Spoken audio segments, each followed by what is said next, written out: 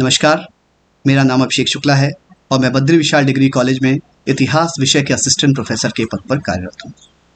पिछले वीडियो में मैंने पुनर्जागरण के अर्थ पर और उसकी पृष्ठभूमि पर चर्चा की थी।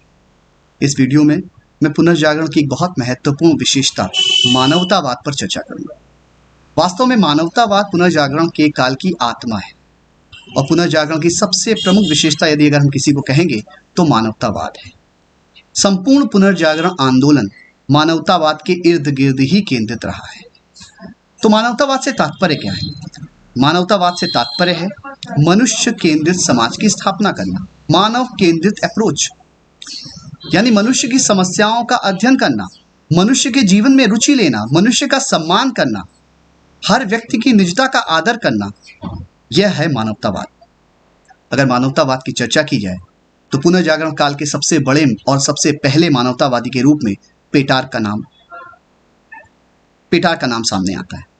पेटार्क को पुनर्जागरण काल का पहला मानवतावादी कहा गया है और पेटार्क ने ऐसे सभी अंधविश्वासों का विरोध किया जिन्होंने मनुष्य की वैचारिक स्वतंत्रता का मार्ग को अवरुद्ध किया, जिन्होंने मनुष्य की बौद्धिक प्रगति के मार्ग को रोका। पेटार्क ने उन सभी अंधविश्वासों का विरोध किया और उसकी खिल्ली उड़ाई।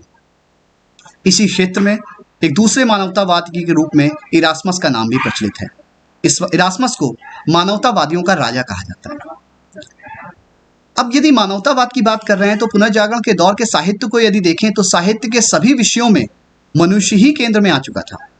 यदि साहित्यिक रचनाओं को देखा जाए तो मानवीय केंद्रित समस्याओं पर ही रचनाएं रची जा रही थी।